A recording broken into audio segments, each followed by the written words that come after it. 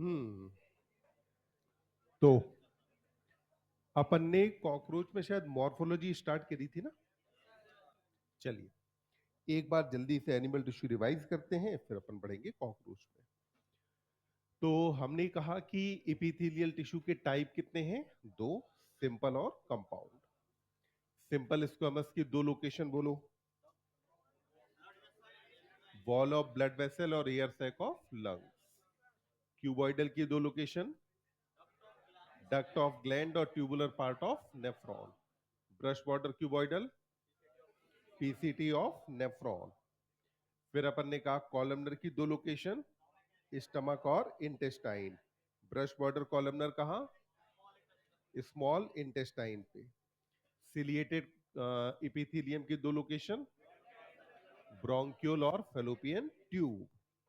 फिर अगला हमने कहा कि यूनिसेलुलर ग्लैंड का एग्जांपल और मल्टी सेलुलर। फिर ग्लैंड्स में हमने कहा कि एंडोक्राइन ग्लैंड क्या सेक्रीट करेगी, और एक्सोक्राइन में डक्ट है कि नहीं? है।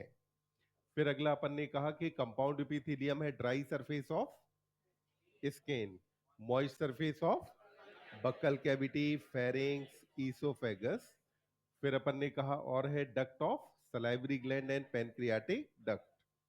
सेल जंक्शन के टाइप कितने? तीन। टाइट जंक्शन पे अपन ने कहा कि क्या करता है? Prevent leakage. Adhering junction perform cementing. और साइटोप्लाज्म को कनेक्ट कौन करेगा? Gap junction. फिर सेल जंक्शन के बाद अगला अपन ने कहा कि जो कनेक्टिव टिश्यू है वो सबसे ज्यादा पाया जाता है।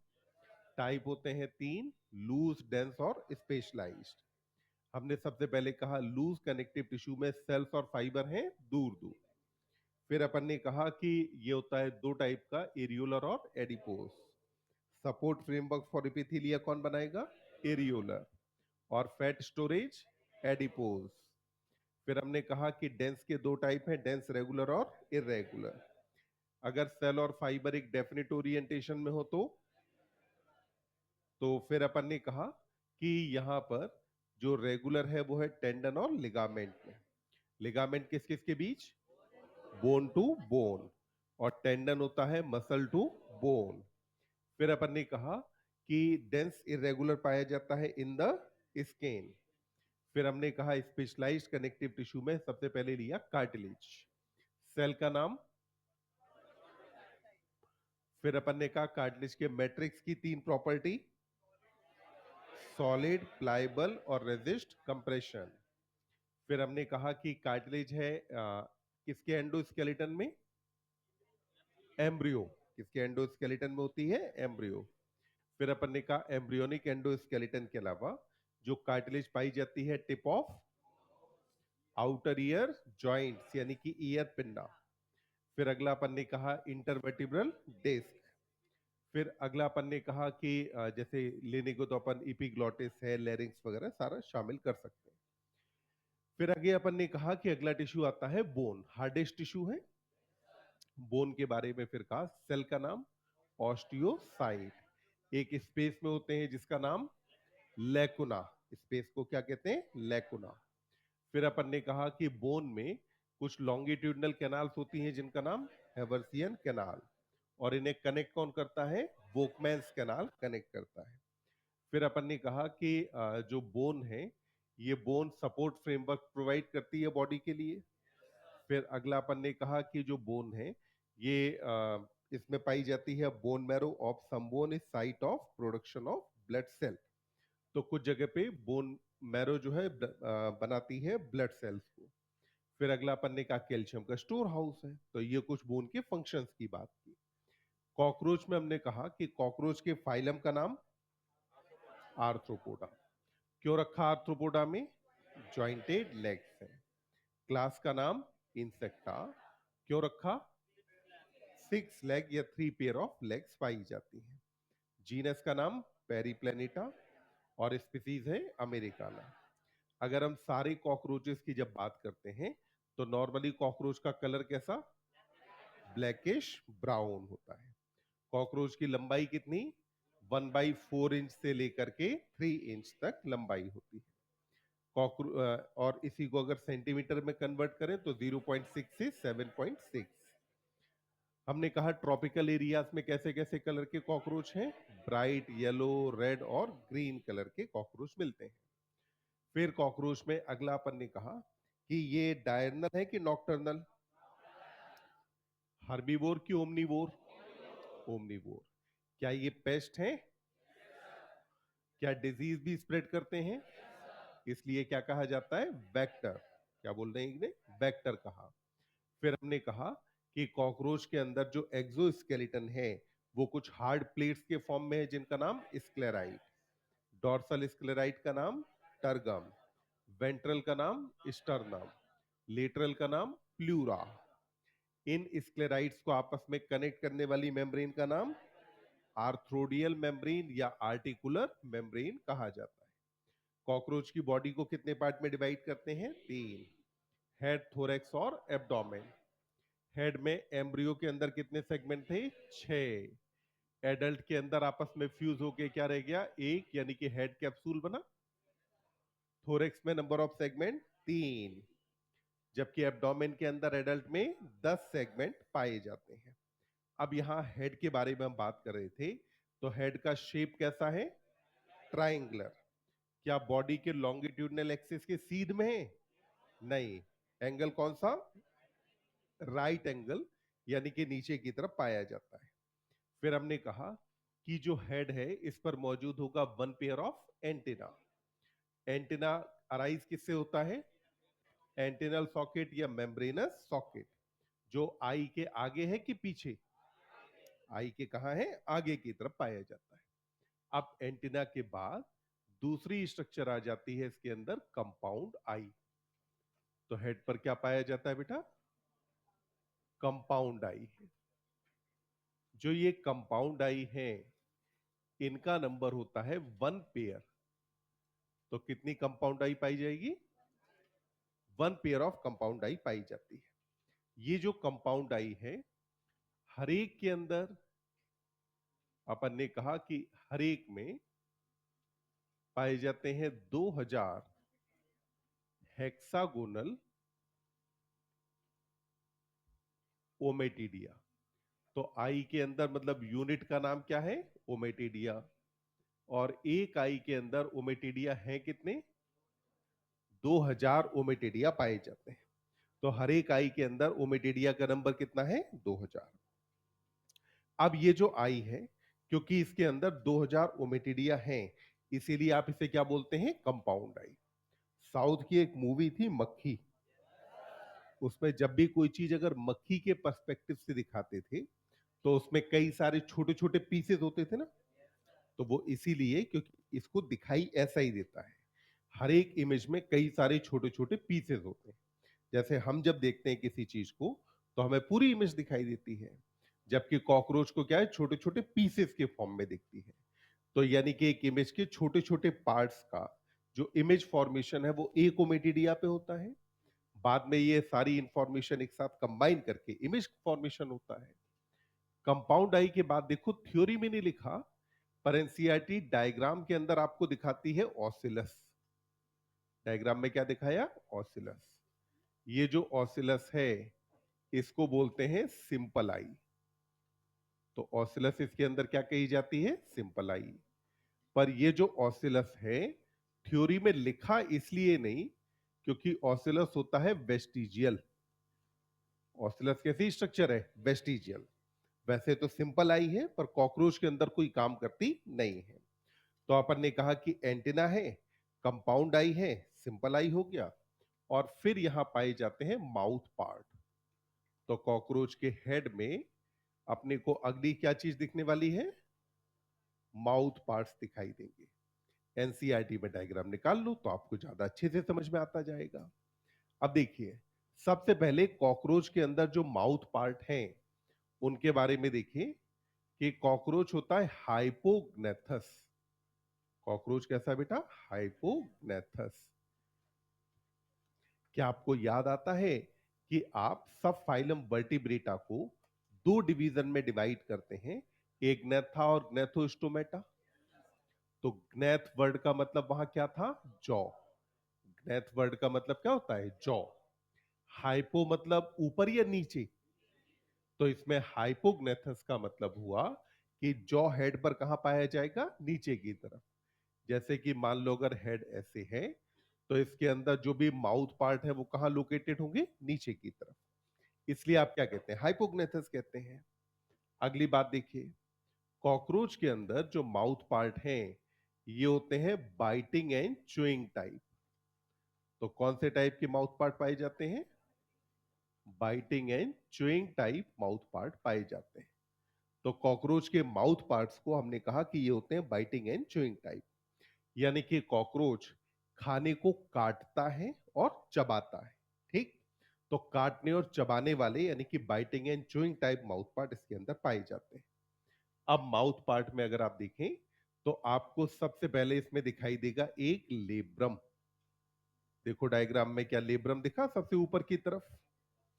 जो लेब्रम है, इस लेब्रम को हम कॉकरोच के अंदर मानते हैं अपर लिप।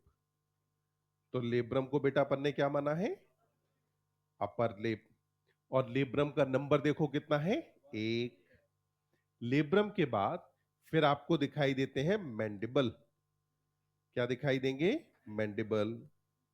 ये जो मैंडिबल है इसका नंबर एक है कि दो? तो मैंडिबल कितने पाए जा रहे हैं? दो मैंडिबल पाए जाते हैं।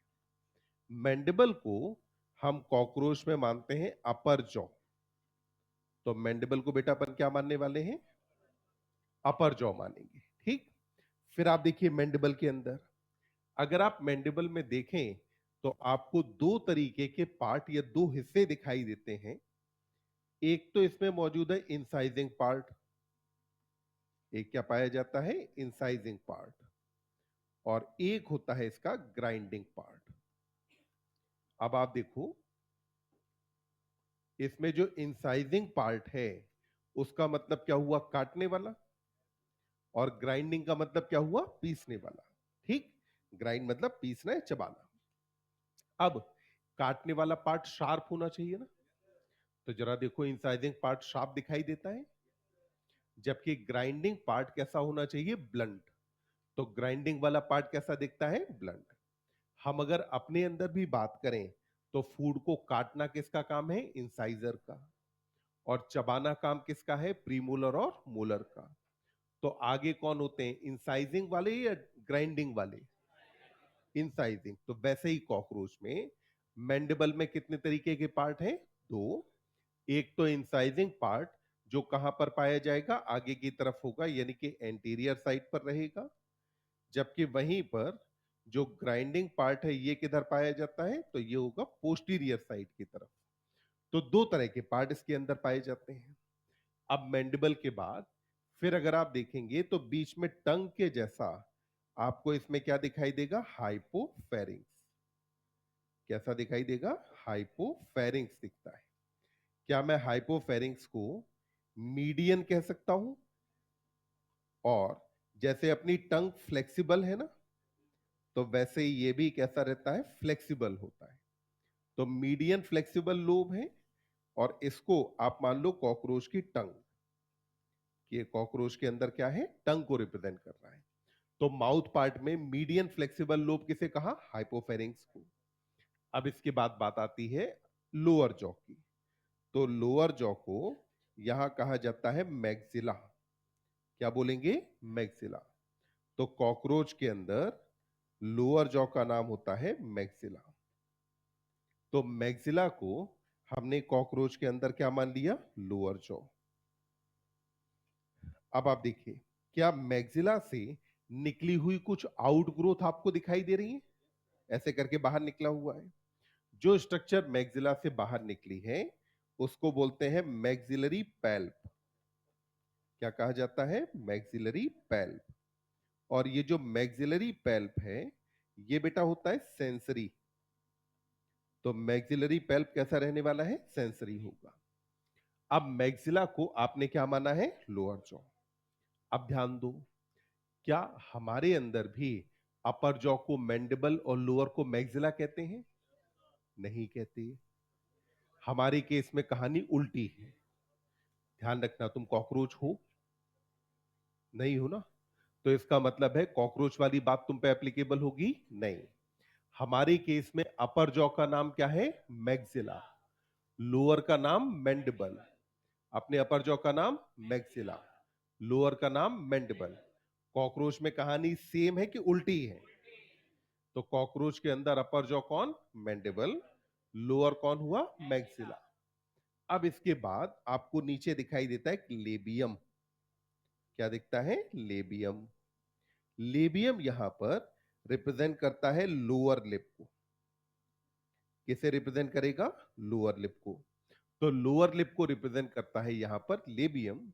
और लेबियम से निकलते हुए आपको दिखाई देते हैं लेबियल पैल्प। क्या देखने वाले हैं बेटा? लेबियल पैल्प आपको दिखाई देंगे। तो लेबियल पैल्प किससे बाहर निकलते हैं? लेबियम से। तो फिर एक बार देखो, कॉकरोच के अंदर अपर लिप को कौन रिप्रेजेंट करता है? कौन? Labrum. Upper jaw mandible. Tongue hypopharynx. Lower jaw और लोअर लिप लेबियम है। लोअर लिप कौन हो गया? लेबियम। फिर अगली बात देखिए, इनमें से कितनी स्ट्रक्चर्स हैं जो पेयर्ड हैं? दो। कौन कौन? मैक्सिला और मैंडिबल। तो मैक्सिला और मैंडिबल इसके अंदर पेयर्ड हैं, जबकि बाकी तीन स्ट्रक्चर कैसी हैं? अनपेयर्ड हैं। तो मतलब पेयर्ड कौन कौन है? मैंडिबल और मैक्सिला। जबकि लेब्रम, हाइपोफेरिंक्स और लेबियम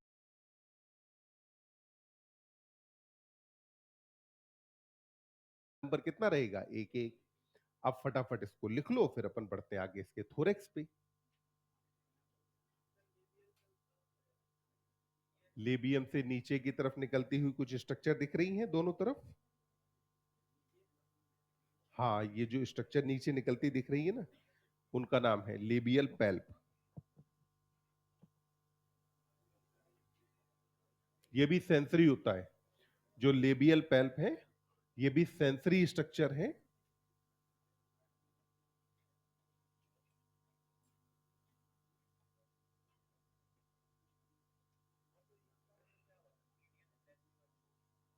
एनसीईआरटी में लिखा है।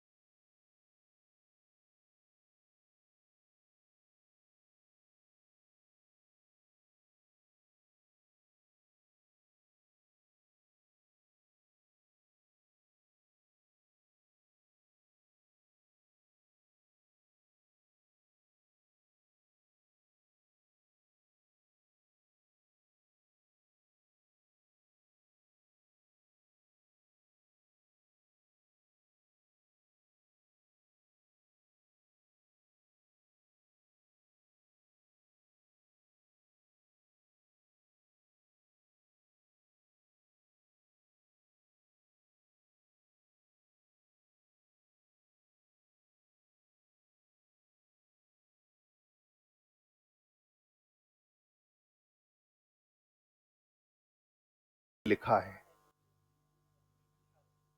मीडियन मतलब क्या होता है? बीच में।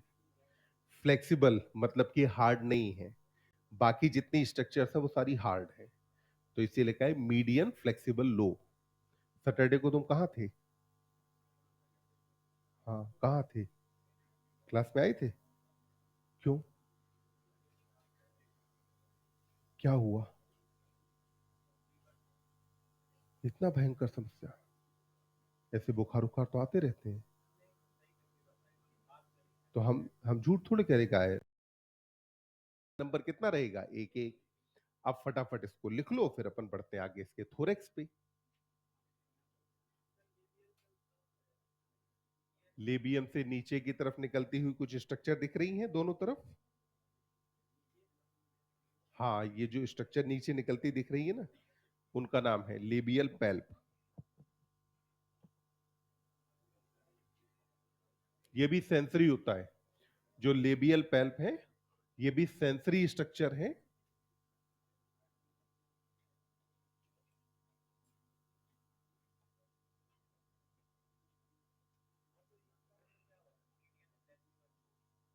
एनसीईआरटी में लिखा है।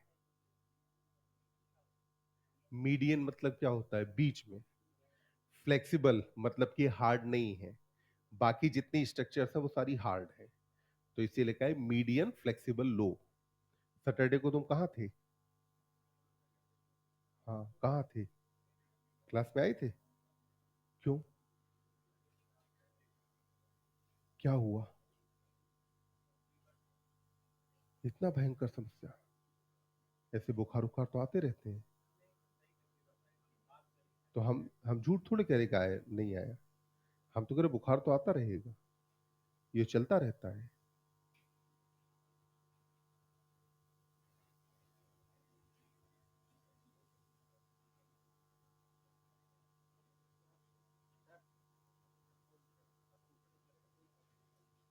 बाकी इंसेक्ट्स के अंदर होता है, कॉकरोच में इसमें फोटो रिसेप्टर नहीं होते, इसीलिए ऑसिलस को अपन ने कहा कि ये जो है बाकी इंसेक्ट्स के लिहाज से अगर आप कहो तो सही है, कॉकरोच के लिहाज से गलत है, इसमें फोटो रिसेप्टर नहीं होती।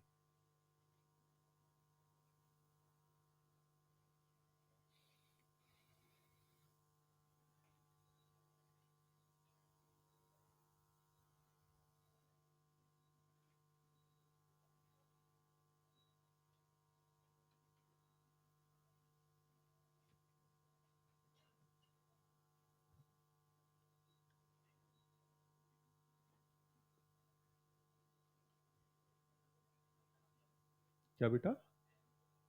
पैल्प कहते हैं इसमें जो आउटग्रोथ पाई जाती है ना, जो बाहर की तरफ निकली स्ट्रक्चर है, उसको नाम देते हैं पैल्प।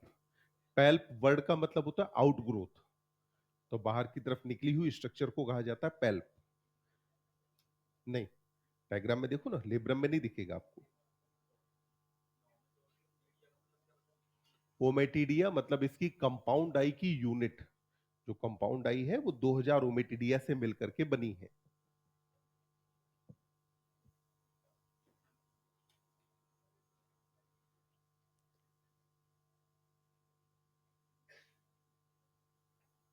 आगे बढ़े।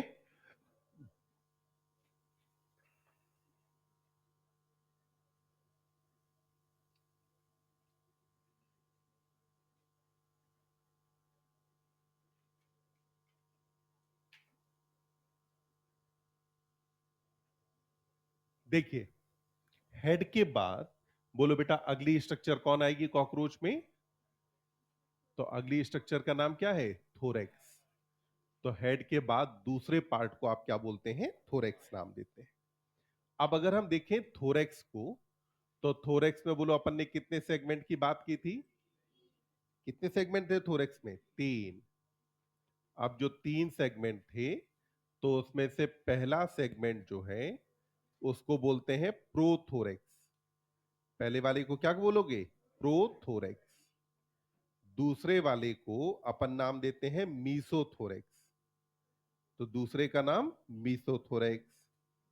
और तीसरे को अपन नाम देते हैं मेटाथोरेक्स। तो थोरेक्स में कितने सेगमेंट हैं? तीन। प्रोथोरेक्स, मीसोथोरेक्स और मेटाथोरेक्स।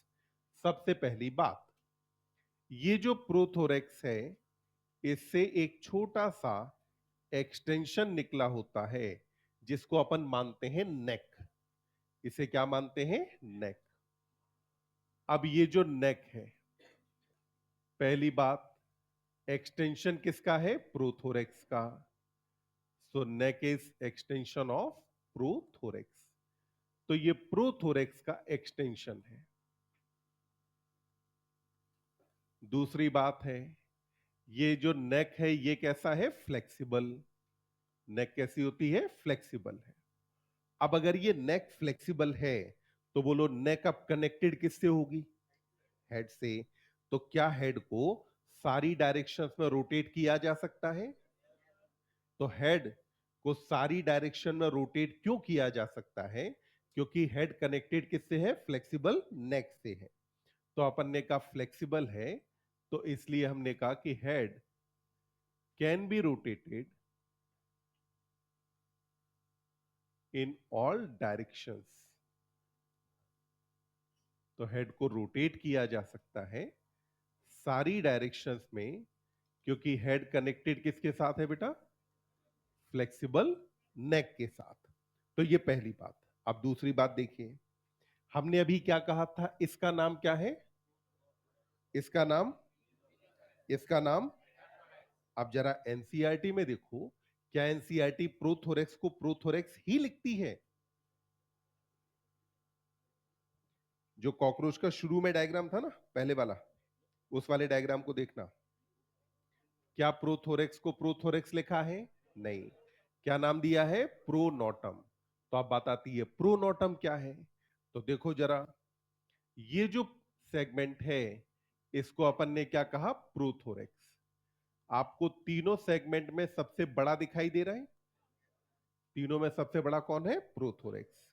ये जो प्रोथोरेक्स है, इसका जो टर्गम है, प्रोथोरेक्स के टर्गम को अपन नाम देते हैं प्रोनोटम। क्या नाम दिया जाता है? प्रोनोटम। तो वहां एनसीईआरटी जो प्रोनोटम लिख रही है, उस प्रोनोटम का मतलब क्या है? कि प्रोथोरेक्स का जो टर्गम है उसको नाम क्या देंगे अपन? प्रोनोटम नाम दे देंगे। ठीक। अब दूसरा सेगमेंट कौन सा कहा जाएगा? मीसोथोरेक्स। तो दूसरा अपन ने कहा कि हो गया मीसोथोरेक्स। और तीसरे सेगमेंट को आप बोलते हैं मेटाथोरेक्स। तो कितने सेगमेंट हो गए? तीन। प्रोथोरेक्स, मीसोथोरेक्स और मेटाथोरेक्स। ये सेगमेंट्स यहां पर पाए जाते हैं। अब जो सेगमेंट हैं, तो हमने कहा था थोरेक्स से ही कौन बाहर निकलेगा? लेग्स और विंग्स। तो लेग और विंग्स अब ओरिजिनेट कहां से होंगे? थोरेक्स से। अब यहां पे लेग कितनी पाई जाती है? 3 पेयर। तो मतलब तीनों सेगमेंट से एक एक पेयर ओरिजिनेट होना चाहिए। अब अगर एक एक पेयर ओरिजिनेट होगा, तो हमने कहा था ये आर्थ्रोपोडा में आता है, तो इसका मतलब है कि जो लेग्स है वो जॉइंटेड होनी चाहिए।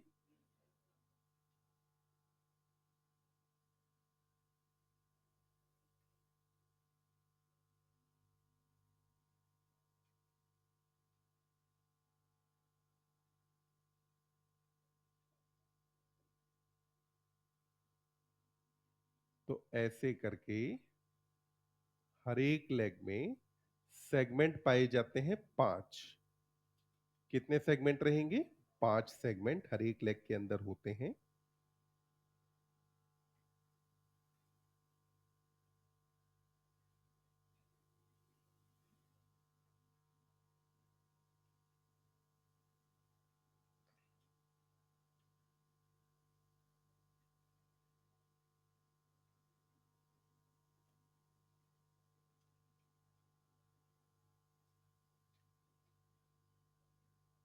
ठीक। अब आप देखें, जो हर एक लेग है, मतलब जो है एक तरफ की लेग उधर, एक तरफ लेग इधर की तरफ भी पाई जाएगी। पर अपन अभी डायग्राम में लेग को केवल एक साइड में दिखा रहे हैं क्योंकि हमें विंग्स दूसरी साइड में दिखाने हैं। अब अगर हम हर एक लेग में ध्यान दें, तो हमें यहां दिखाई देता है कि हर एक लेग के अंदर कुछ सेगमेंट्स हैं। क्या मौजूद है? कुछ सेगमेंट। इन सेगमेंट्स के नाम इंग्लिश की एनसीईआरटी नहीं लिखती है, पर इनके नाम हिंदी की एनसीईआरटी में लिखे हैं। अब अगर हिंदी के एनसीईआरटी में लिखे हैं और कहीं भूले भटके किसी एग्जामिनर के पल्ले पड़ गई हिंदी की एनसीईआरटी, तो वो पूछ भी सकता है, और अगर पूछ लेगा तो क्वेश्चन एनसीईआरटी के बाहर माना नहीं जाएगा। तो कौन कौन से सेगमेंट हैं उनके नाम भी एक बार देख लेते हैं। पहले को बोलते हैं कॉक्सा, पहले को क्या कहा जाता है? कॉक्सा। दूसरे को बोलते हैं ट्रोकेंटर, दूसरे सेगमेंट का नाम क्या है? ट्रोकेंटर।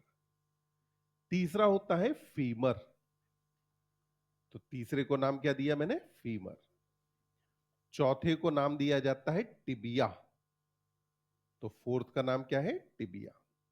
और ये जो पांचवा जो कई सारे सेगमेंट से मिलकर के बना है, इसको बोलते हैं टार्सस। क्या नाम देते हैं? टार्सस। तो बोलो सबसे पहले कौन सा सेगमेंट आता है? पहले का नाम, दूसरा ट्रोकेंटर, तीसरे का नाम फीमर, चौथा टिबिया, और पांचवा टार्सस। अब इनमें से सबसे लंबा आपको कौन दिखाई दे रहा है? लंबाई सबसे ज्यादा किसकी है? टिबिया की है। तो टिबिया के बारे में अपन याद रख लेते हैं कि इनमें से जो टिबिया है ये होता है लॉन्गेस्ट। तो लॉन्गेस्ट सेगमेंट कौन हो गया? टिबिया। तो हमने कहा कि हर एक लेग के अंदर 5 सेगमेंट हैं, coxa, trochanter, femur, tibia, tarsus. अब इसके बाद बात आती है इसके विंग्स के बारे में। अब बात किसकी करेंगे? विंग्स की।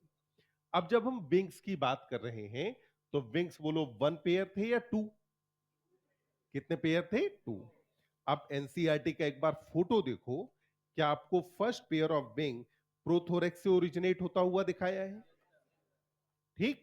जबकि एनसीईआरटी थ्योरी में साफ साफ लिखती है कि first pair of wing originate कहां से होता है? मीसोथोरेक्स से, और सेकेंड पेयर ओरिजिनेट होता है मेटाथोरेक्स से। फर्स्ट पेयर ओरिजिनेट कहां से होगा? मीसोथोरेक्स से। सेकेंड ओरिजिनेट कहां से होगा? मेटा से। तो एनसीईआरटी के फोटो पे नहीं जाना, अपने को कहां जाना? थ्योरी पे ध्यान देना है। अब देखिए, जो फर्स्ट पेयर ऑफ विंग है, जो ओरिजिनेट कहां से हो रहा है? मीसोथोरेक्स से। और जो सेकेंड पेयर ऑफ विंग है, ये ओरिजिनेट कहां से होगा बेटा? मेटाथोरेक्स से। अब इनमें से अगर आप देखें, तो जो मीसोथोरेसिक विंग है उसको एनसीईआरटी ने डार्क कलर का बनाया है, जबकि मेटाथोरेसिक को बनाया है थोड़ा सा लाइट कलर का। तो हल्का सा लाइट कलर किसको दिया है? मेटाथोरेसिक वाले विंग को इसका कलर हल्का सा कैसा रखा है? लाइट। अब देखिए, जो फर्स्ट पेयर ऑफ विंग है, इसको मैंने क्या कहा? तो मैंने कहा कि ये हो गया था मीसोथोरेसिक विंग। तो ये वाला विंग कौन सा है? मीसोथोरेसिक विंग है। और सेकेंड वाले को क्या नाम दे दूं? मेटाथोरेसिक नाम दे दूं? तो सेकेंड वाले को अपन ने कहा कि ये हो गया मेटाथोरेसिक विंग। अब देखो, डार्क कलर का कौन दिखाया था? मीसोथोरेसिक विंग ना। क्या ये आगे की तरफ है? अगर आगे की तरफ है, तो क्या मैं इसे फोर विंग कह दूं? क्या बोल दूं? Fore wing. जबकि इसे क्या कह दूं? Hind wing. तो ये कौन हो गया? Hind wing. तो विंग इसके अंदर कितने हो गए? 2 पेयर। अब जो फोर विंग है, उसके बारे में एनसीईआरटी कहती है कि ये ओपैक है। कैसा होता है? ओपैक। तो डार्क कलर का तभी तो दिखाया कि इसके आर पार नहीं दिखाई देता। ओपैक के अलावा कहा कि लेदरी है। अगली बात क्या कही? लेदरी है। लेदरी मतलब पतला है कि मोटा? कैसा रहेगा? मोटा। तो अपन ने कहा ओपैक है, लेदरी है। जबकि वहीं पर इसके बारे में कहा कि यह है ट्रांसपेरेंट। मेटाथोरेसिक कैसा है बेटा? ट्रांसपेरेंट है। और उसको कहा लेदरी, इसे बोल दिया मेम्ब्रेनस। ये कैसा है? मेम्ब्रेनस है। तो लेदरी कौन होता है? Fore wing. जबकि मेम्ब्रेनस कौन है? Hind wing. फोर विंग कैसा रहेगा? लेदरी। जबकि हाइंड विंग कैसा है? मेम्ब्रेनस है। तो फिर अपन ने अगली बात कही कि जो ये फोर विंग है, ये फोर विंग अगर लेदरी है यानी कि मोटा है, तो इसको मूव कराने में दिक्कत ज्यादा होगी, ज्यादा दिक्कत होगी ना। तो इसको फ्लाइट में ज्यादा यूज, फ्लाइट में किसे यूज करना ज्यादा बेहतर होगा, फोर या हाइंड विंग को? तो हाइंड विंग को हमने कहा कि ये पतला है, तो इसलिए इसे यूज कहां कर लें, फ्लाइट में। तो अपन ने कहा it is used in flight. तो फ्लाइट में यूज किसे किया जाता है, हाइंड विंग को। अब आ जाते हैं इधर फोर विंग पे। इसके बारे में अपन ने कहा कि it is used as wing cover. किसकी तरह यूज किया जाता है, विंग कवर। ध्यान दें, हाइंड विंग अगर पतला है तो वो जल्दी डैमेज भी तो हो सकता है, जो पतला है वो डैमेज भी जल्दी होगा। तो अगर ये जल्दी डैमेज हो सकता है तो इसको प्रोटेक्शन देनी चाहिए। तो इसीलिए जब कॉकरोच नहीं उड़ रहा, जो मोस्टली होता है, कॉकरोच बहुत कम ही उड़ता है, जब नहीं उड़ रहा उस समय हाइंड विंग को कवर करना किसका काम, फोर विंग का। तो ये किसकी तरह काम करता है, विंग कवर की तरह। इसको अपन और नाम देते हैं टैगमिना या इलाइट्रा। तो अपन ने कहा कि it is also called tegmina, या फिर नाम क्या देते हैं, इलाइट्रा नाम देते हैं। तो इसे टैगमिना या इलाइट्रा कहते हैं। अब आप जरा देखो एनसीईआरटी का जो पूरे कॉकरोच वाला फोटो था उसको फिर से देखें एक बार। इसमें जो विंग्स हैं वो एब्डोमेन से लंबे हैं कि छोटे? एब्डोमेन ज्यादा बाद में खत्म हो रहा है कि विंग्स ज्यादा बाद में खत्म होते हैं? अच्छा, विंग्स जहां खत्म हो रहे हैं, एब्डोमेन का लास्ट का पार्ट उससे आगे निकला हुआ है ना। ये अपन ने कहा एब्डोमेन जो है ये खत्म हो रहा है यहां पे, जो ट्रायंगुलर जैसा पार्ट है ना, ये एब्डोमेन का लास्ट सेगमेंट है। तो ये खत्म हो रहा है यहां पे, जबकि वहीं पर अगर देखें तो विंग उससे पहले खत्म हो जा रहे हैं ना। तो मतलब कि wings are longer than abdomen या शॉर्टर, छोटे हैं ना। अब देखो मेल में विंग्स एब्डोमेन से लंबे होते हैं, मेल में विंग्स एब्डोमेन से क्या होते हैं, लंबे। अब इस स्टेटमेंट को ध्यान में रखते हुए मुझे बताओ कि ये फोटो ये मेल कॉकरोच की है कि फीमेल, किसकी है, फीमेल की। क्यों, क्योंकि इसके अंदर विंग्स एब्डोमेन से क्या है, छोटे हैं। तो अपन ने कहा कि विंग्स आर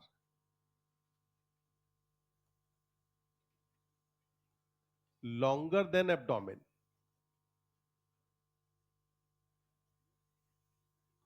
तो wings are longer than abdomen, ये बात किसके बारे में है, इन मेल। तो मेल के अंदर विंग्स एब्डोमेन से क्या रहेंगे, लंबे होंगे। इसका मतलब है अगर अपोजिट कर दो तो फीमेल के अंदर विंग्स एब्डोमेन से छोटे होंगे। क्योंकि अगर दोनों में बराबर होते तो एनसीईआरटी ऐसा लिखती ही नहीं। एनसीईआरटी ने क्या लिखा कि wings are longer than abdomen. तो अपन ने देखा यहां थोरेक्स के अंदर नंबर ऑफ लेग कितना है, 3 पेयर, नंबर ऑफ विंग्स कितना है, 2 पेयर। इतनी बात अपने को समझ में आई। एक बार मॉर्फोलॉजी में हेड और थोरेक्स वाला जो पैराग्राफ है वो एक साथ दिया है, तो पूरे को एक बार जरा पढ़ के देखो।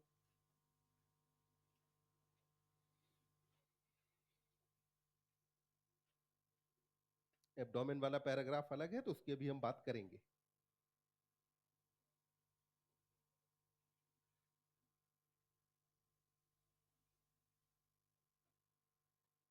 एनसीईआरटी कहाँ है, नहीं है तो फोन में डाउनलोड कर लो पुरानी, उसमें पढ़ लो, पर एनसीईआरटी पढ़ना जरूरी है।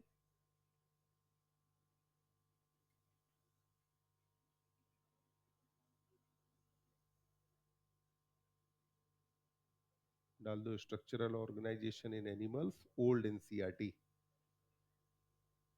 किसी एक सैनिक स्कूल की वेबसाइट सबसे पहले खुलेगी, उस पर मिल जाएगी आपको।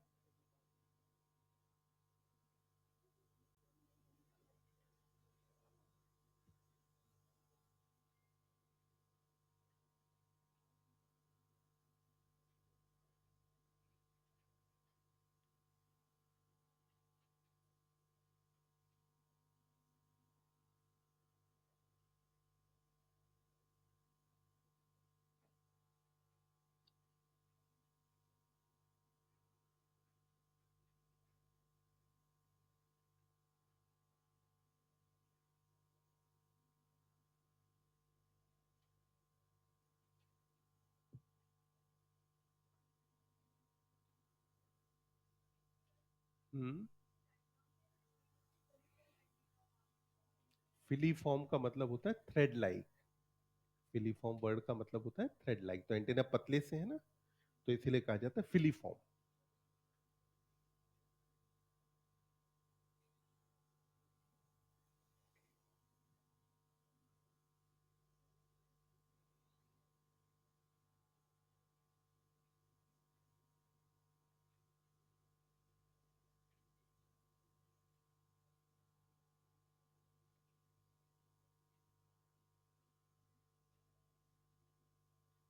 पढ़ लो बेटा।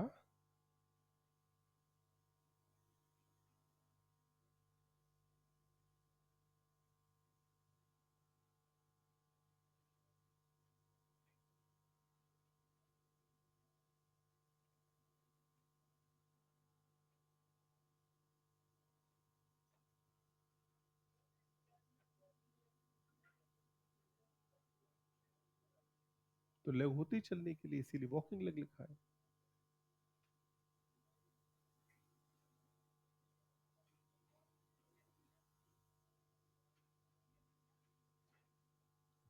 टेगमिना या इलेक्ट्रा, दो नाम होते हैं इसके लिए।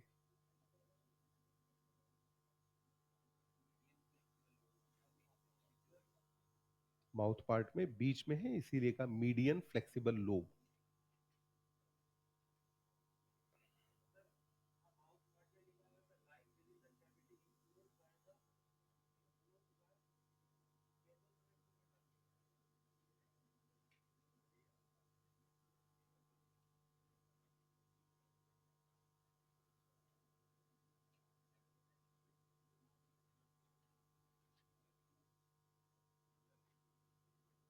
डॉर्सल स्क्लेराइट का नाम क्या था? टर्गम होता है ना। तो प्रोथोरेक्स के टर्गम का नाम होता है प्रोनोटम।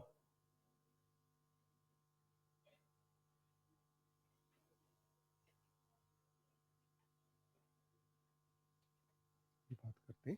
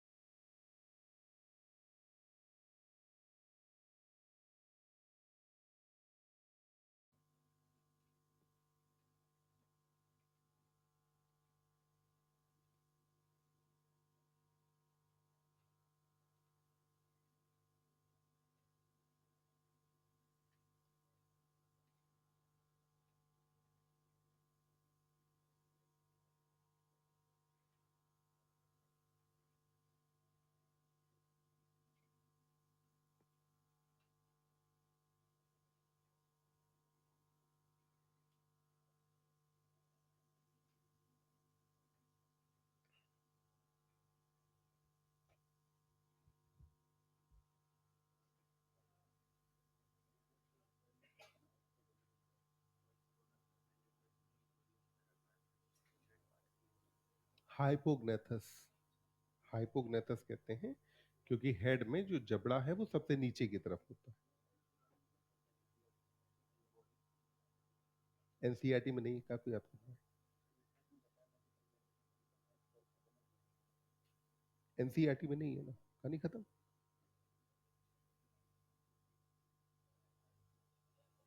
हम्म। क्या? टर्गम होता है डॉर्सल वाले स्क्लेराइट का नाम था ना। सैटरडे को अपन ने पढ़ा था कि डॉर्सल स्क्लेराइट को क्या कहते हैं? टर्गम। सैटरडे को आए थे।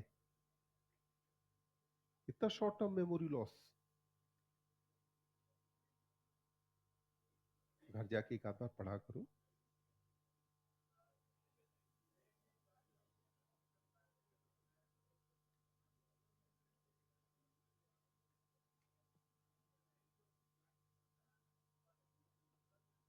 नहीं, लेग आर्टिकुलर मेम्ब्रेन से रिलेटेड नहीं है, आर्टिकुलर मेम्ब्रेन केवल स्क्लेराइड्स के बीच में है। एनसीईआरटी से। हाँ।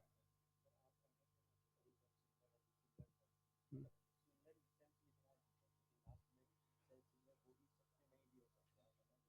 हाँ, पर हमने समझा था सिमिलर का मतलब क्या है, ओरिजिन सेम होना चाहिए, तो वहां जो सिमिलर था कि ओरिजिन सेम हो। अपन एनसीईआरटी के हिसाब से चलेंगे, अगर कहीं भी कह दिया कि डिसिमिलर सेल है तो मना कर दूंगा, टिश्यू नहीं है, क्योंकि एनसीईआरटी की डेफिनेशन मुझसे कहती है कि सिमिलर है।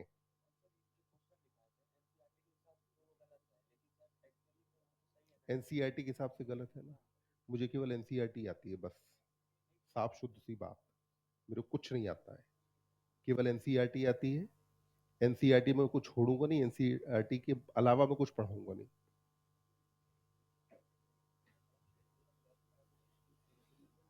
सेंसरी इसलिए क्योंकि फूड के टेस्ट को बताते हैं, लेबियल पल्प और मैक्सिलरी पल्प, ये चीज सेंसरी ऑर्गन जब पढ़ेंगे तब भी आएगी। हाँ, आगे बढ़ जाए। डन। देखो, अब थोरेक्स के बाद अगला पार्ट आता है एब्डोमेन।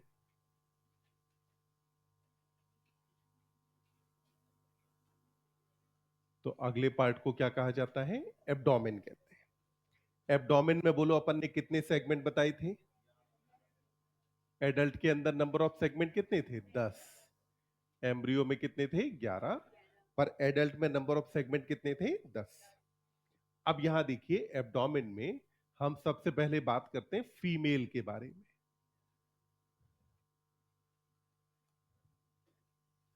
तो आप देखो, लेट्स से ये एक फीमेल है, ये हुआ हेड, हेड के बाद ये वाला पार्ट क्या हो गया, थोरेक्स। उसके बाद ये वाला पार्ट क्या हुआ, एब्डोमेन। ठीक। अब एब्डोमेन में आप जरा ध्यान दें, इधर की तरफ यानी कि इस साइड, डॉर्सल साइड की तरफ टर्गम है, वेंट्रल साइड की तरफ कौन मौजूद है, स्टर्नम। अगर 10 सेगमेंट है एब्डोमेन में, तो मतलब हर सेगमेंट का अपना टर्गम स्टर्नम अलग अलग होगा। हर सेगमेंट का टर्गम और स्टर्नम क्या रहेगा, अलग अलग। अब देखिए फीमेल के अंदर क्या होता है कि ये है सेवेंथ स्टर्नम। ये कौन है बेटा, सेवेंथ स्टर्नम। तो अपन ने कहा ये है सेवेंथ स्टर्नम। ध्यान दें, हम जो डायग्राम है वो लेटरल साइड से देख रहे हैं, यानी कि लेटरल साइड की तरफ मैंने यहां पर कहा कि जो सेवेंथ स्टर्नम है वो सीधा सीधा नहीं है। सेवेंथ स्टर्नम क्या हुआ, ये कुछ ऐसे करके घूम गया। तो सेवेंथ स्टर्नम ऐसे करके घूमा। ठीक। इधर जो टर्गम और प्लूरा है, वो टर्गम और प्लूरा आगे अपना रन कर रहे हैं, उनकी कहानी नहीं है। यहां कहानी किसके बारे में है, स्टर्नम के बारे में। तो हमने कहा फीमेल के अंदर जो सेवेंथ स्टर्नम है, यह है बोट शेप्ड।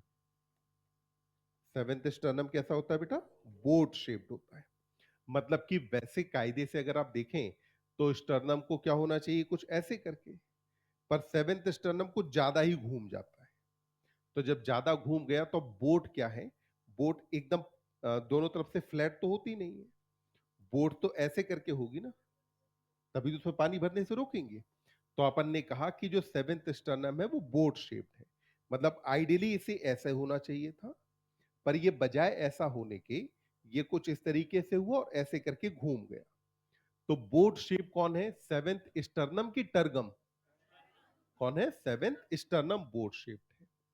अब सेवेंथ स्टर्नम जो बोट शेप्ड है, उसके साथ कहा एट्थ और नाइन्थ स्टर्नम मिले, ये आ गया आठवां स्टर्नम, और ये आ गया स्टर्नम नंबर 9। तो ये स्टर्नम कौन सा है, एट्थ, और ये कौन हुआ, नाइन्थ स्टर्नम है। यानी कि अपन ने कहा कि इसके साथ एट्थ स्टर्नम ये आ गया, और ये आ गया स्टर्नम नंबर 9। ठीक। जब ये ऐसे करके आए, तो अब आपको नहीं लगता यह एक पाउच जैसा बन गया, क्या बन गया, पाउच। तो यहां पर जो बना, यह बन गया जेनाइटल पाउच। क्या बना यहां, जेनाइटल पाउच बना। तो अपन ने कहा कि ये बना जेनाइटल पाउच। तो बोलो सबसे पहले फीमेल में जेनाइटल पाउच का फॉर्मेशन कौन कौन करता है? सेवेंथ, एट्थ और नाइन्थ स्टर्नम। फीमेल में genital pouch is found by seventh, eighth and ninth sternum.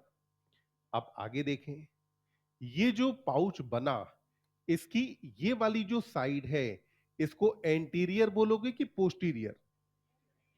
ये वाली साइड कौन सी है, एंटीरियर है, और ये साइड इसकी कौन सी है, पोस्टीरियर।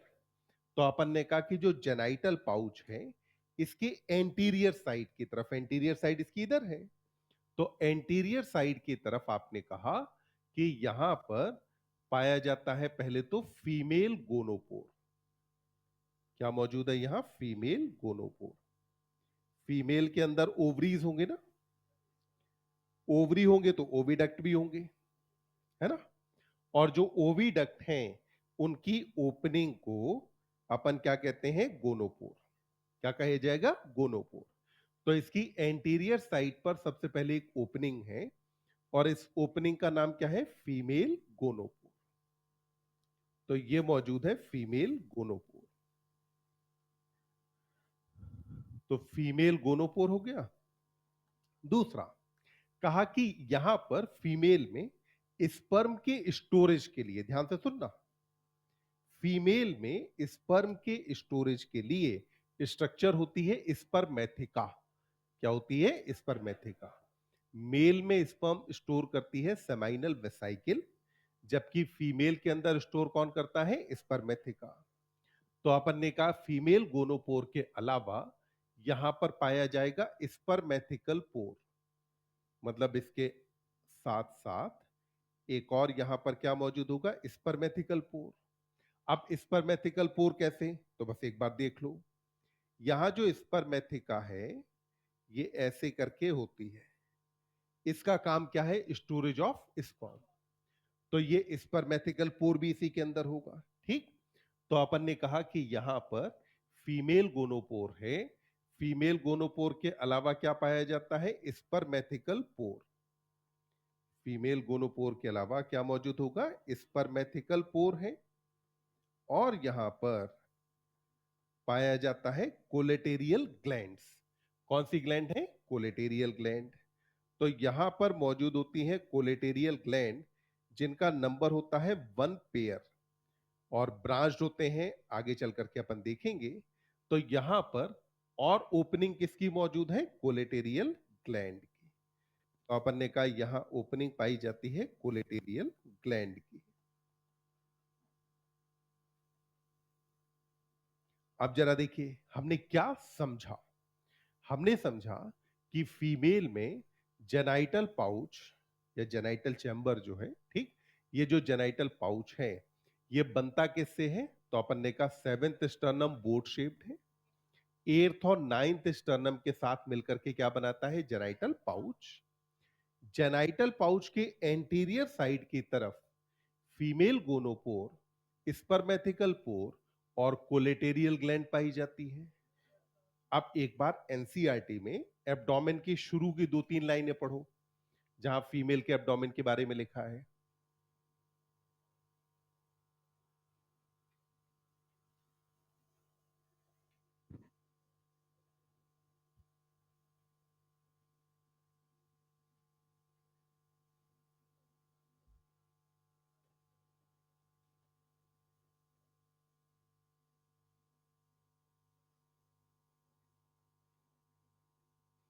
फीमेल के एब्डोमेन में मिला, seventh sternum is boat shaped.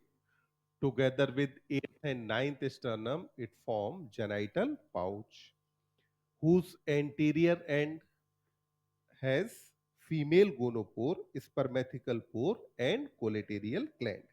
इतना डन। अब फीमेल के बाद अब आते हैं मेल पे, ठीक, कि मेल के बारे में क्या कहा जाता है। तो अब मेल में देखिए, हाँ, तो मेल के अंदर अपन ने कहा कि यहां पर ये हो गया नाइन्थ स्टर्नम। ये कौन सा स्टर्नम है, नाइन्थ स्टर्नम है, यानी कि आप लगभग एकदम लास्ट की तरफ जाकर के पहुंच गए। और इधर आ गया आपका नाइन्थ और टेंथ टर्गा। तो ये आ गया नाइन्थ टर्गम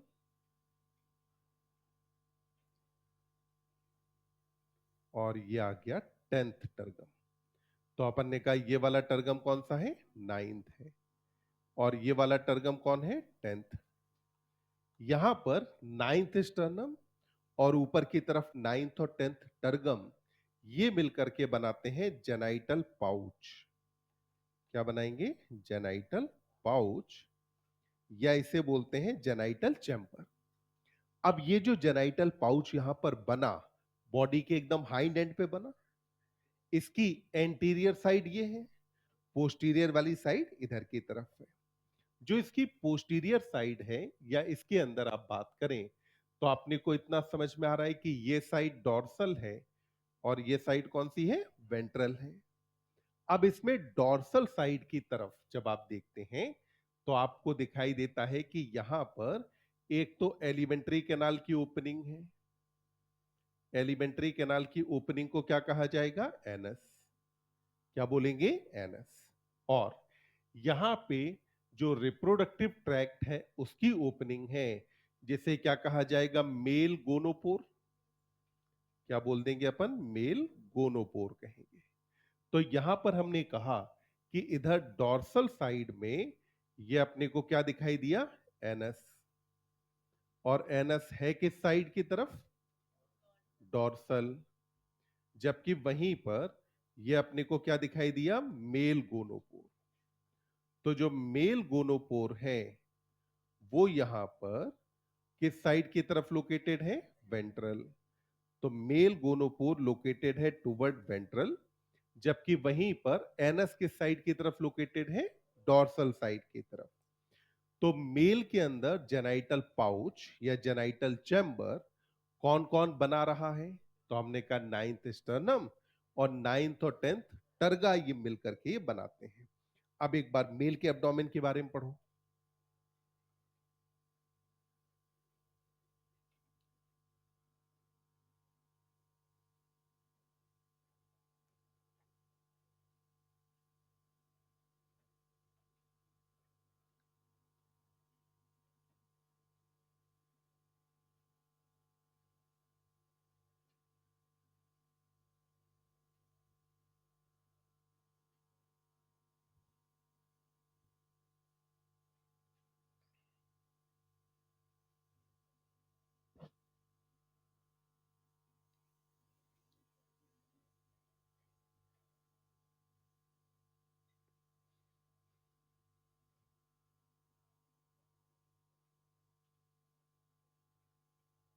पढ़ लिया।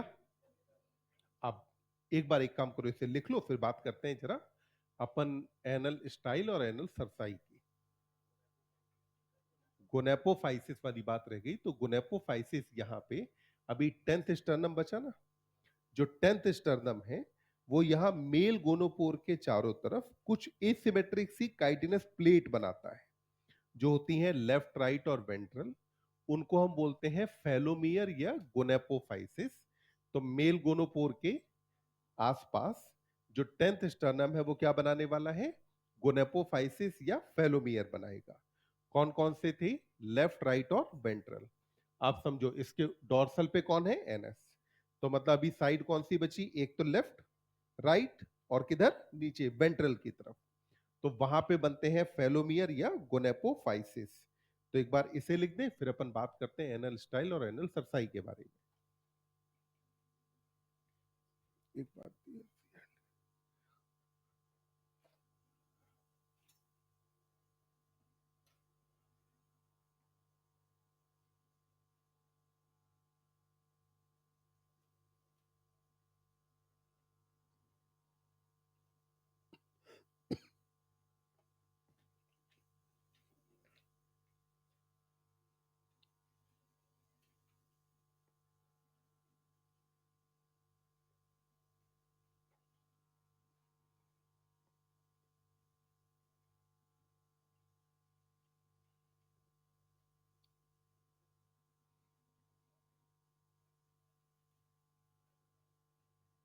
अभी जब रिप्रोडक्शन पढ़ेंगे तब मैं फिर समझाऊंगा। अभी तो बस एक टर्म की तरह रख लो कि हाँ ठीक है, एक टर्म है।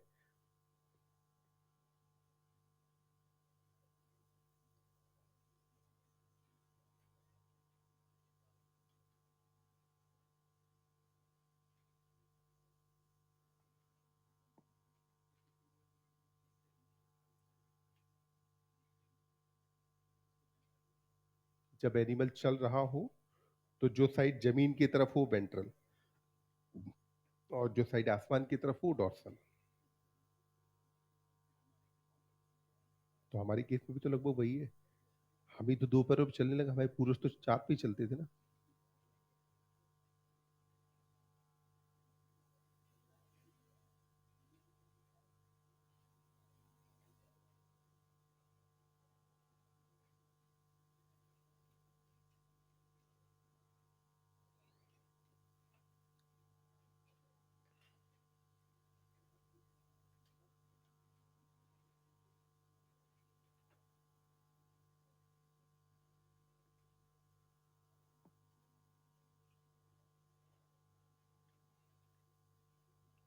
मेरे पास मॉड्यूल है भी कि नहीं?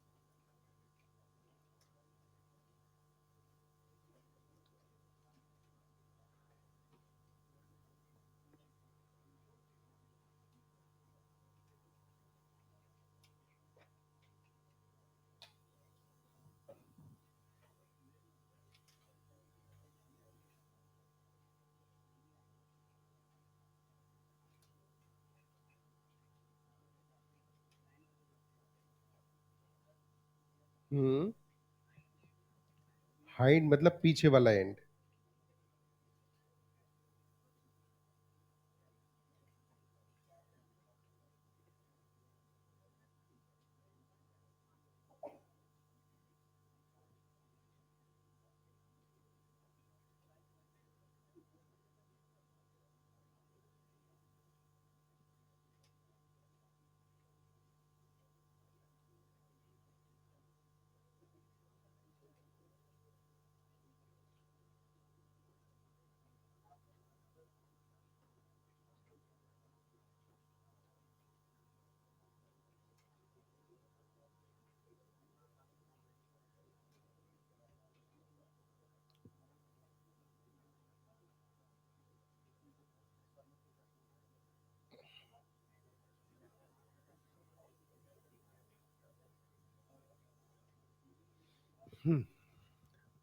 लिखा?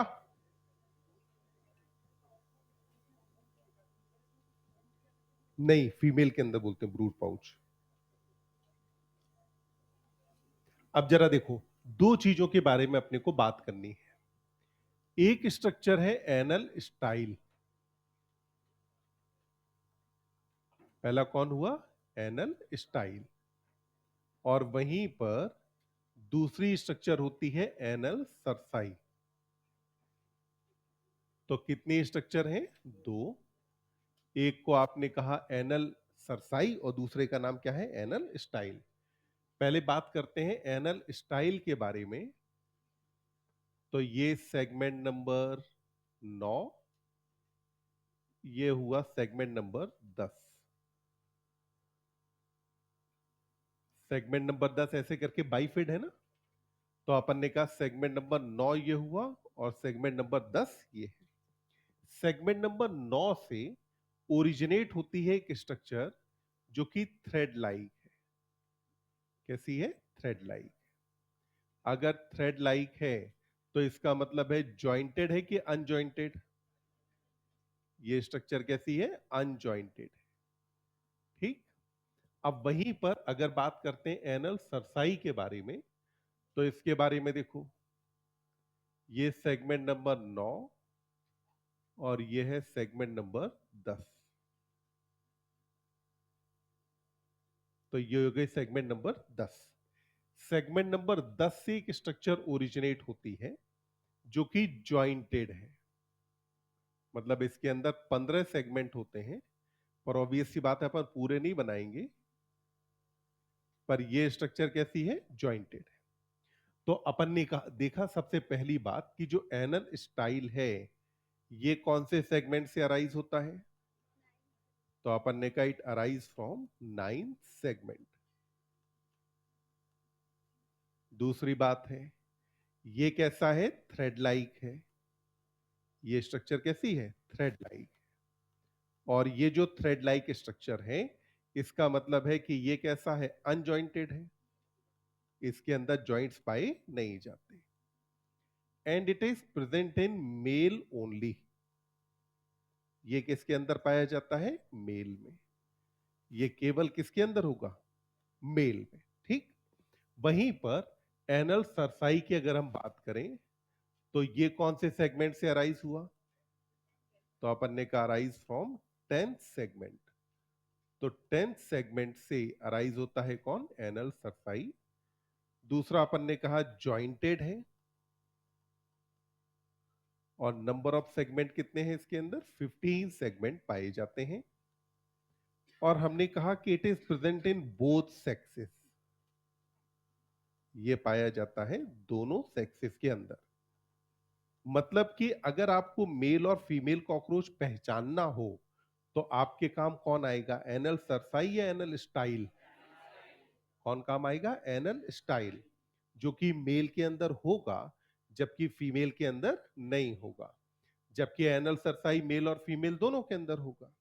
अब फिर से एनसीईआरटी का पहले वाला फोटो देखो, जो सबसे शुरू वाला फोटो था, और देखो जरा, क्या उसमें एनल स्टाइल दिखाई दे रहे हैं? क्या एनल सरसाई दिखाई दे रहा है? और ये आपको जॉइंटेड सा दिख रहा है? तो इसका मतलब है डायग्राम किसका है? मेल का कि फीमेल? कैसे पहचाना? एनल स्टाइल नहीं है। दूसरा कैरेक्टर, विंग्स इसके अंदर एब्डोमेन से छोटे हैं, तो इसलिए डायग्राम किसका है? फीमेल का डायग्राम है। अब बात आती है एनल स्टाइल करता क्या है। तो इसके बारे में अपन ने कहा कि ये हेल्प करता है रिप्रोडक्शन में। तो ये रिप्रोडक्शन में हेल्प करेगा।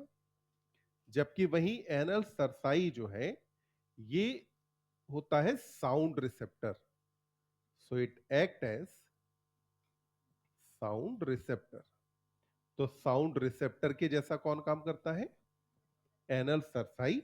जबकि वहीं पर रिप्रोडक्शन में मदद करने वाला कौन? Anal style. तो मेल के अंदर केवल कौन सी स्ट्रक्चर है? मेल के अंदर दोनों है। फीमेल के अंदर केवल कौन? तो मेल में दोनों होंगे जबकि फीमेल के अंदर केवल एनल सरसाई।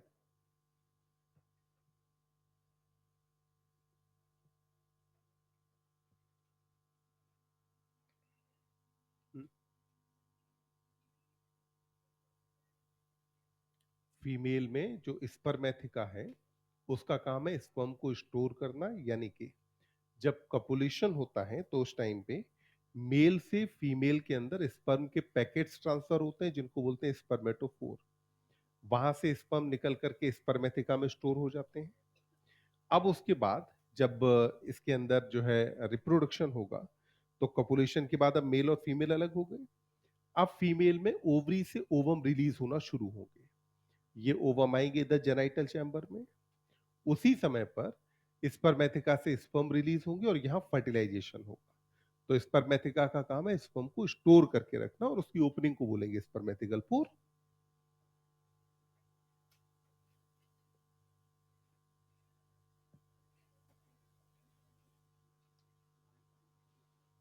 बढ़े आगे।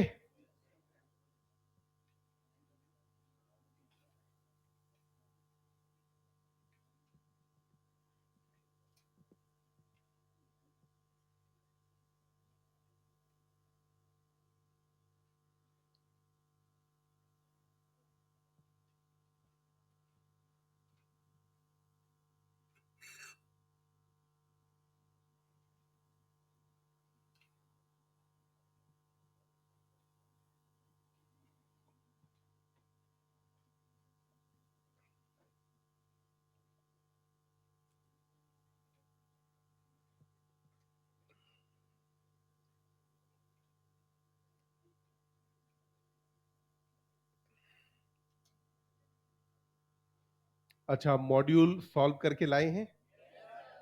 तो एक बार एक काम करते हैं, अपन मॉड्यूल के क्वेश्चंस देख लेते हैं, कौन कौन से क्वेश्चंस में आपको समस्या आई। किया? मॉड्यूल नहीं लाई? एक तो बेटा एक्सरसाइज 1 में जो क्वेश्चन नंबर 2 है, यहाँ कायदे से होना ये था कि यहाँ कॉलमनर एपिथेलिया विद सिंपल की जगह था सिलिया। क्या था? सिलिया। तो आंसर था बाइल डक्ट, कि बाइल डक्ट के अंदर सिलिया पाए जाते हैं। पर अभी अपन ने जितना पढ़ा है उसके हिसाब से अगर अपन कर दें कि कॉलमनर एपिथेलियम इज प्रेजेंट इन, तो एनसीईआरटी के हिसाब से अपना आंसर क्या हो जाएगा? स्टमक। तो दोनों में से चाहे जैसे कर लो, सिलिया करके करो तो आंसर होगा बाइल डक्ट, और अगर आप ये विद सिंपल हटा देंगे तो फिर आंसर आप कर सकते हैं स्टमक। अब बताओ और किसी क्वेश्चन में कहां कहां समस्या आई? Question number 10। 10 कहता है जर्मिनल एपिथेलियम बनती है बेटा क्यूबॉइडल एपिथेलियम से। जर्मिनल एपिथेलियम जो ओवरी की ऊपर की तरफ एक लेयर पाई जाती है, वो बनी होती है क्यूबॉइडल एपिथेलिया से। 38। प्रश्न संख्या 38 आपका कहता है स्कैवेंजर सेल कही जाती है एल्वियोलाई के मामले में डस्ट सेल। एल्वियोलाई की जो मैक्रोफेज होती है उसका नाम होता है डस्ट सेल। तो एक पर्टिकुलर नाम है जो अगर आप याद करना चाहो तो कर लो, बाकी पूछा कभी नहीं गया ये। 23।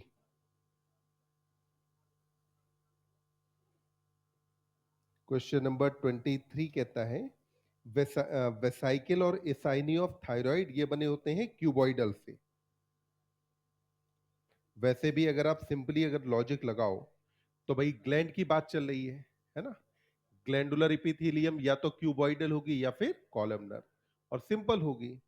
तो 3 और 4 में देखो स्ट्रेटिफाइड है, उसको हटा दो। 1 में आप देखो स्क्वामस है, उसे हटा दो। तो बचा केवल option number 2 simple cuboidal. 11। Inner lining of blood vessel and heart is ciliated epithelium. तो टिसिलेटेड मैंने बताया था ना, वेवी होता है स्क्वामस एपिथेलियम, और इसका वेव लाइक अपीयरेंस होता है। तो वेव लाइक अपीयरेंस हो जाएगा। तो यानी कि यहां पर 1 simple squamous due to wavy appearance. Tile like है तो हम उसे पेवमेंट बोलते हैं। टिसिलेटेड नाम का मतलब ही होता है wavy appearance. 12। Stretchable and waterproof epithelium होती है बेटा ट्रांजिशनल। ट्रांजिशनल इपिथेलियम आपका कंपाउंड इपिथेलियम में से एक टाइप है। यहाँ बेसमेंट मेम्ब्रेन बहुत पतली होती है और ये स्ट्रेचेबल होती है। जब खिंचती है तो सेल्स की शेप चेंज होती है। तो शेप अगर चेंज हो रही है मतलब ट्रांजिशन हो रहा है, इसलिए बोलते हैं ट्रांजिशनल। और ये पाई जाती है यूरिनरी ब्लैडर पे। 18। प्रश्न संख्या 18 कहता है ciliated epithelium is found in. तो ओविडक्ट, ब्रोंकी, ट्रेकिया सब जगह। सिलिया तो सब जगह होंगे ना। 39। क्वेश्चन नंबर 39 कहता है प्लाज्मा सेल। तो प्लाज्मा सेल होती है बेटा बी सेल, जो सेक्रीट करती है एंटीबॉडी। बी सेल जो एंटीबॉडी बनाती है उसको बोलते हैं अपन प्लाज्मा सेल। तो यहां हो जाएगा modified B lymphocyte. 26। Brush border epithelium is found in. तो ब्रश बॉर्डर तो बेटा अपन बात कर चुके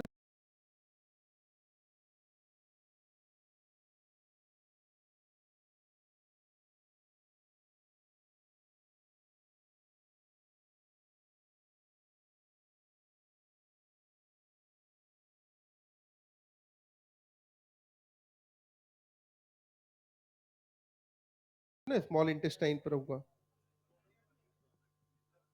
स्टमक में क्यों होगा? हमने कब कहा कि ब्रश बॉर्डर होगा? हमेशा हमने स्मॉल इंटेस्टाइन ही कहा ना। 56। क्वेश्चन नंबर 56 बेटा कहता है cell junction concern with mechanical support. तो कायदे से तो ये सारे सेल जंक्शन है, इंटरडिजिटेशन भी होता है, डेस्मोसोम भी है, मैकुला अधरेंस भी है। तो इसीलिए आंसर नंबर 4। पर इनमें से जो एनसीईआरटी ने अपने को बता रखा है वो अधेरिंग जंक्शन है, जिसको मैकुला अधरेंस एक नाम देते हैं, पर ये नाम भी एनसीईआरटी में नहीं है। तो आप चाहो तो क्वेश्चन हटा सकते हो। 57। kind of tissue that form the supportive structure in our pinna is also found in। तो ये और कहाँ पाया जाता है? यूस्टेकियन ट्यूब पर। यूस्टेकियन ट्यूब अपने फेरिंग्स और मिडिल ईयर के बीच में होती है। ठीक, मिडिल ईयर में एयर प्रेशर इक्वलाइज करती है। तो वो जो यूस्टेकियन ट्यूब है, ये यूस्टेकियन ट्यूब पे भी इलास्टिक कार्टिलेज होती है। तो इसमें आंसर होगा यूस्टेकियन ट्यूब। एक मिनट, पहले वन निपटा लेते हैं। हाँ, वन में और कोई? 42। क्वेश्चन नंबर 42 आपका कहता है विच protein is present in largest amount. ये तो नहीं, 42 अच्छा ये है। Layer which connect skin with underlying muscle, ये हमने बात की थी, एरियोलर। एरियोलर का काम है। एक्सरसाइज वन में और कोई? 12, 20। क्वेश्चन नंबर 20 कहता है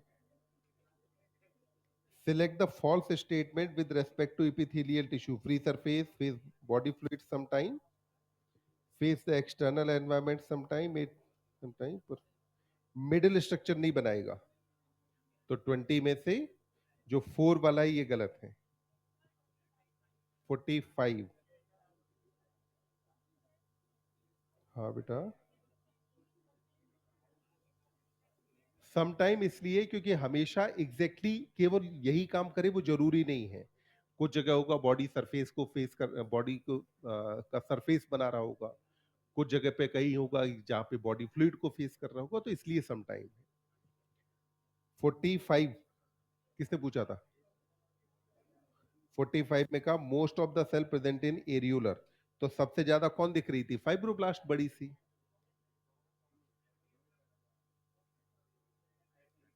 30। प्रश्न संख्या 30 कहता है मेजर और इनऑर्गेनिक कंपोनेंट ऑफ बोन। तो बोन के अंदर सबसे ज्यादा होता है कैल्शियम फॉस्फेट। बोन में सबसे ज्यादा कैल्शियम फॉस्फेट होता है। कौन सा? नहीं, कार्बोनेट होता है 10% और फॉस्फेट होता है 80%। 30 के बाद 57।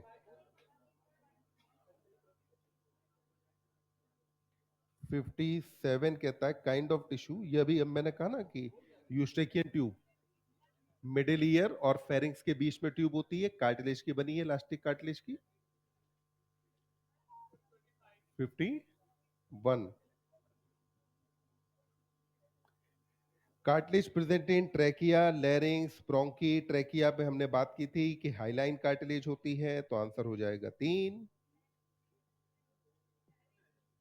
लैरिंग्स पर भी हाइलाइन भी होती है, इलास्टिक भी होती है, दोनों तरीके की पाई जाती है। लैरिंग्स में जो अनपेयर्ड है वो सारी कार्टिलेज होती है हाइलाइन, और पेयर्ड वाली होती है इलास्टिक। 25। क्वेश्चन नंबर 25 कहता है स्ट्रेटिफाइड नॉन केरेटिनाइज्ड स्क्वेमस। ठीक, तो ये मौजूद होगी आपका बक्कल कैविटी, हमने पढ़ी है। वेजाइना पर भी पाई जाती है, क्योंकि आपको पता है कि वेजाइना और सर्विक्स मिलके बर्थ कैनाल बनाते हैं। पार्चुरेशन के टाइम पे वहां मैकेनिकल फोर्स काफी लगेगा, तो इसीलिए वहां स्ट्रेटिफाइड इपिथेलियम होनी चाहिए। इसी क्वेश्चन में लिख के छोड़ दो बस, टिक लगा के। एक मिनट, कंसेप्ट बिल्डर पहले। अच्छा, एक्सरसाइज 1 में और कोई बचा?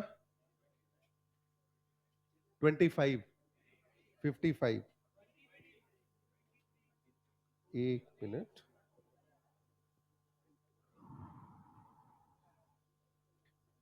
ये बेटा अभी हम बात कर चुके कि सिंपल क्यूबॉइडल होगा। 55।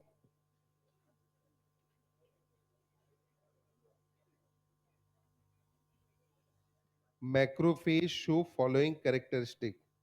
तो फैगोसाइटिक होंगे, लाइसोसोम प्रेजेंट होंगे, और जो मैक्रोफेज है वो बनती है आपकी मोनोसाइट से। मैक्रोफेज किससे बनती है? मोनोसाइट से। तो मोनोसाइट में आपको याद होगा बॉडी फ्लूइड के अंदर दिखाया है कि बीन शेप न्यूक्लियस है। तो तीनों चीजें। 32।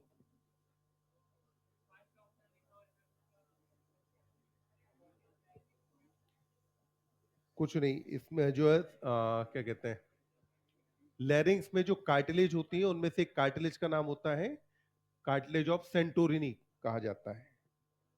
तो वो लैरिंग्स की एक कार्टिलेज का नाम है, छोड़ दो, कोई खास मतलब नहीं है अब उसका।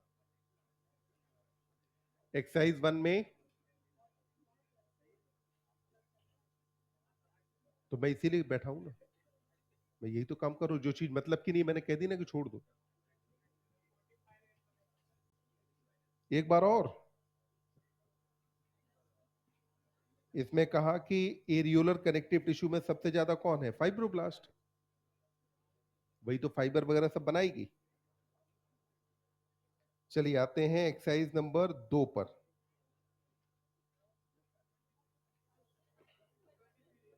क्वेश्चन एक्सरसाइज 2 में 9 और 8। प्रश्न संख्या 8 कहता है mostly bone of adult vertebrate are formed by the ossification of cartilage. तो एम्ब्रियो के अंदर कौन सी कार्टिलेज थी? हाइलाइन। तो आंसर हो जाएगा हाइलाइन। क्वेश्चन नंबर 9 कहता है following is true for epithelial tissue. Mostly glands are made up of compound epithelium, गलत।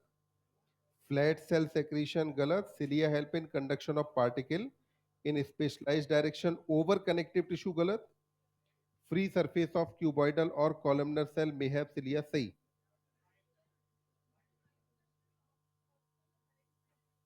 तो ओवर इपिथेलियल टिश्यू, कनेक्टिव नहीं होना चाहिए, फिर वाइपिथेलियल टिश्यू। 5। प्रश्न संख्या 5 कहता है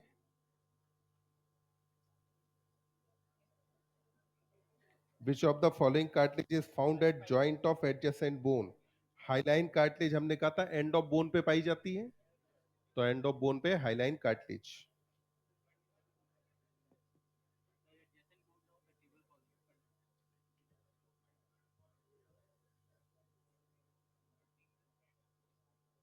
अच्छा, adjacent bone of vertebral column, तो adjacent bone of vertebral column पे इनमें से हो जाएगी वाइट फाइब्रस। आंसर बन दिया है? नहीं, 4। एक्सरसाइज 2 में क्वेश्चन नंबर 5 का आंसर कर दीजिएगा 4।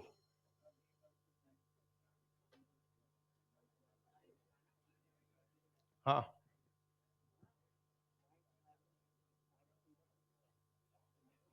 बाकी क्वेश्चन बचे और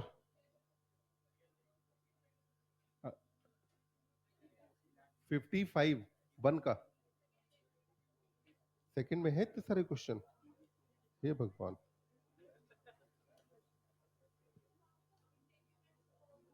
इंटेग्यूमेंट मतलब होता है बेटा स्किन। चलो तो बाकी क्वेश्चन अगर बचे तो अपन कल एक बार बात कर लेंगे। आज के लिए अभी रखते हैं इतना और कल शुरू करते हैं एनाटॉमी कॉकरोच की।